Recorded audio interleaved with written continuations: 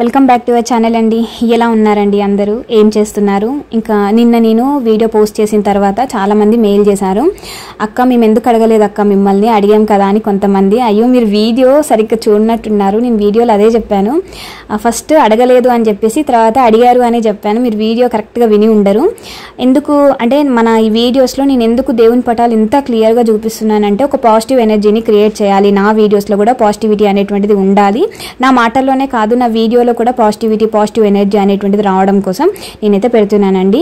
ఇది మాత్రం ఇంతకుముందు చూసిన మన క్లిప్ ఉంది కదా, అది ఈరోజు మార్నింగ్ షూట్ చేసిందే అనమాట. ఇంకా ఇవన్నీ ఇప్పుడు చూసేటి అన్నీ కొన్ని నిన్నటి కొన్ని ఈ రోజు అట్లా మిక్స్ చేసి పెట్టాను. ఇంక ఈరోజు మా ఇద్దరు పిల్లలు స్కూల్కి వెళ్ళిపోయాక, మా హస్బెండ్ ఆఫీస్కి వెళ్ళిపోయాక నేనైతే పూజ చేసుకున్నాను. నేను అంటే చాలామంది అడుగుతున్నారు, మీరు కేవలం మంగళవారం మాత్రమే చదువుతారా హనుమాన్ చాలీసా, హనుమాన్ దండకం అని అడుగుతున్నారండి. లేదండి, నాకు వీలున్నప్పుడల్లా ప్రతిరోజు చదువుతాను. హనుమాన్ దండకం, హనుమాన్ చాలీసా రెండూ చదువుతాను.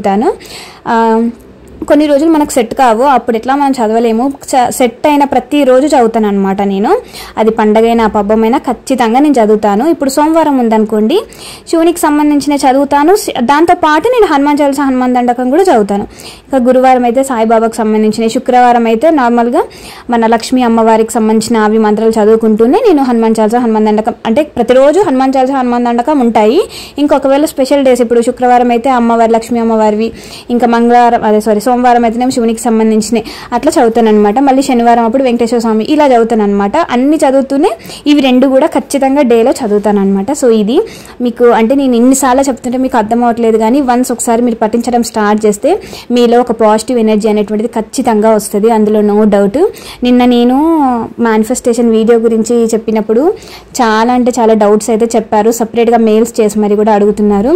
ప్రజెంట్ అయితే నేను చాలా బిజీగా ఉన్నానండి, అందుకని చెప్పేసి వీడియోలో కూడా నేను కనబడట్లేను. నిన్న నేను అంటే పని చేసుకునేటప్పుడే కొన్ని క్లిప్స్ అయితే షూట్ చేసి పెట్టాను అనమాట. ఎందుకంటే ఈ రోజు అంటే గురువారం రోజు నాకు వీడియో తీసేయడానికి అంత టైం ఉండదు అని చెప్పేసి ముందు రోజే కొన్ని వీడియోస్ అయితే షూట్ చేసి దానికి ఇప్పుడు నేను వాయిస్ ఓవర్ అయితే ఇస్తున్నాను అనమాట.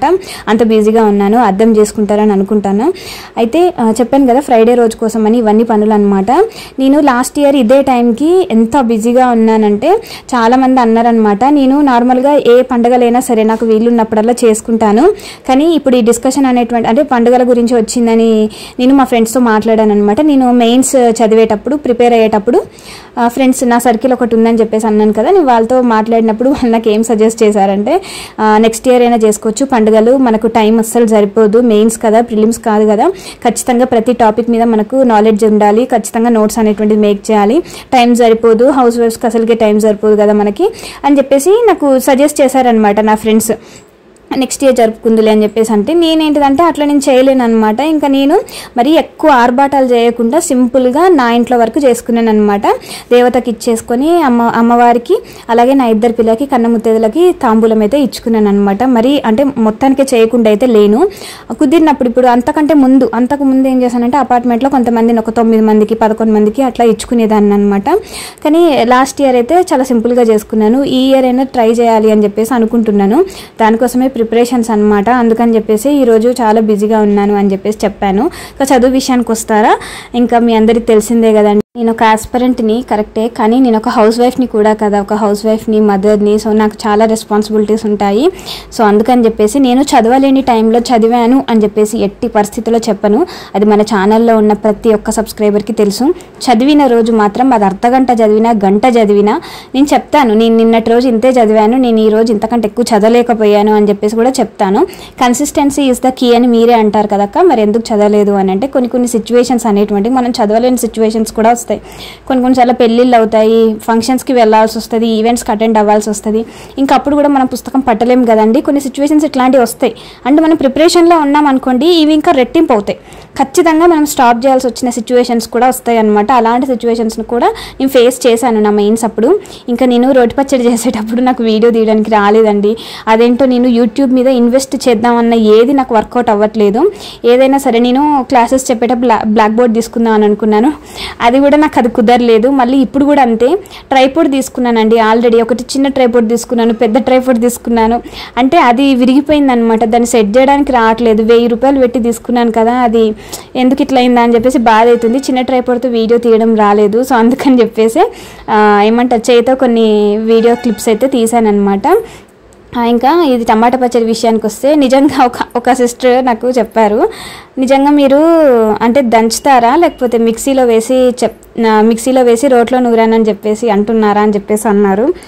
అస్సలు కాదండి, అది చూస్తేనే తెలిసిపోతుంది. మిక్సీలో పట్టిన దానికి రోట్లో అంటే వీడియో ఒక క్లిప్ తీయడం కోసం మళ్ళీ మిక్సీలో ఉన్నది రోట్లో ఉన్నది అట్లా చేయలేను కదండి. నేను అస్సలు అట్లా చేయను. నేను ఫస్ట్ నుంచి నా వీడియోస్ చూసే వాళ్ళకి అర్థమవుతుంది. నేను ఏంటిదంటే సాటిస్ఫాక్షన్ ఈజ్ మోర్ ఇంపార్టెంట్ అని అనుకుంటాను.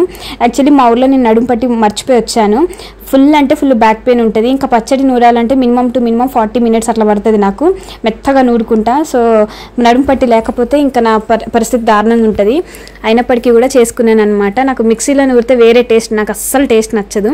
ఇవన్నీ ఎందుకు చూపిస్తున్నానంటే నార్మల్గా నేను ఇంతకుముందు వాల్నట్స్ని నార్మల్గా తినేదాన్ని, కానీ మంతెన సత్యనారాయణ రాజు గారిది నేను వీడియోస్ ఫాలో అవుతాను అనమాట. తను ఏం చెప్పారంటే వాల్నట్స్ కానీ బాదం పప్పు కానీ అంటే బాదం పప్పు మనకు నానబెట్టి తినడం అనేది అందరికీ తెలుసు కదా. వాల్నట్స్ నేను ఊరికే తీసుకునేదాన్ని అనమాట, నానబెడితే కొంచెం డిఫరెంట్ చేదుగా అట్లా అనిపిస్తుంది అని చెప్పేసి ఉత్తగానే తినేదాన్ని. కానీ రాజుగారు ఏం చెప్పారంటే వీటిని కూడా నానబెట్టి తీసుకుంటే మన ఒంటికి పడుతుందంట, లేకపోతే వాష్రూమ్లో వెళ్ళిపోతుంది అని చెప్పేసి చెప్పారనమాట. ఓకే అని చెప్పేసి అప్పుడు ఎప్పుడైతే అర్థమైందో అప్పటి నుంచి నా పిల్లలకైతే డ్రై ఫ్రూట్స్ అన్నీ, బాదం పప్పు ఇంతకుముందు చేసేదాన్ని కదా, దాంతోపాటు నేను వాల్నట్స్ని కూడా ఎలానే ఇస్తున్నాను అనమాట. ఇంకా ఈరోజు మార్నింగ్ మా ఇద్దరు పిల్లలకి ఇడ్లీతో పాటు టమాటా చట్నీ కూడా వేసి పిల్లలకైతే స్కూల్కి పంపించేశానండి. ఒకరు స్పోర్ట్స్ డ్రెస్, ఒకరికి యూనిఫామ్ అనమాట. ఇంకా ఎండ కొడుతుందా లేదా అనేది చూస్తున్నాను. మాకు ఇగో ఇలా కనిపిస్తుంది ఎండ, అంత కొంచెం కనిపిస్తుంది, ఇక్కడ కొంచెం కనిపిస్తుంది అని అంటే అక్కడ పైన బాగానే ఉన్నది అన్నట్టు. ఎండ కొడుతుంది కదా అని చెప్పేసి బట్టలు ఆరేద్దాం అని చెప్పేసి వాళ్ళ పిండేసుకున్నాను. ఇప్పుడు వాయిస్ ఓవర్ ఇచ్చే టైంకి మొత్తం మబ్బుల పడ్డది, మళ్ళీ ఇంకా నాకు తెలిసి మొత్తం తడిసిపోతాయి. నేనేంటిదంటే శుక్రవారం వరకు ఇంట్లో ఏమి అంటే విడిచిన బట్టలు ఏమి ఉండకుండా ఎప్పటికప్పుడు పిండేసుకుందాం అని చెప్పేసి అనుకుంటున్నాను. కానీ ఎప్పుడు బట్టలు ఆరేసినా నాకు మినిమం 3 to 4 days పడుతుంది. సో ఇంకా అంతేనండి. ఈ వీడియోలో యాక్చువల్లీ నేను చెప్పాను కదా అస్సలు కుదరట్లేదు అనమాట. ఇంకా నాకు ఈ రోజుకున్న పనులు అయితే చాలానే ఉన్నాయి. అల్లం వెల్లిపాయ పేస్ట్ చేద్దాము అని చెప్పేసి అనుకుంటున్నాను. అది ఎప్పటికైతుందో చూడాలి. అంటే నిన్న మేనిఫెస్టేషన్ గురించి ఒక వీడియో అయితే పోస్ట్ చేశాను కదండి. చాలామంది డౌట్స్ అయితే రేస్ చేశారనమాట, చాలామంది మెయిల్స్ కూడా చేశారు. సో దానికి సపరేట్ వీడియో అయితే తీస్తాను. నా కిచెన్ని ఎంత నీట్గా చేద్దాం అని అనుకున్నా అవ్వట్లేదండి. మాకు షెల్ఫ్స్ లేవు కదా, ఇగో ఇలా ఉన్నాయన్నమాట. మీకు ఏమైనా తెలుసా అంటే వీటికి ఏమైనా ఆర్గనైజర్స్ అట్లా ఏమైనా ఉంటాయా అంటే ఇగో అన్ని అంటే ఇక విండోస్ లేకపోతే అన్ని బయటనే పెట్టుకోవాల్సి వస్తుంది కదా ఓపెన్గా. నాకు చూడడానికి అస్సలు నచ్చట్లేదు. ఇంటికి వచ్చి 5 years అయింది కదా, అసలు వుడ్ వర్క్ అనేటువంటిది చేయించుకుంటే ఇంటికి రాకముందే చేయించుకోవాలి, ఇంటికి వచ్చిన తర్వాత వుడ్ వర్క్ చేయించుకోవాలంటే అది నరకం ఉంటుంది.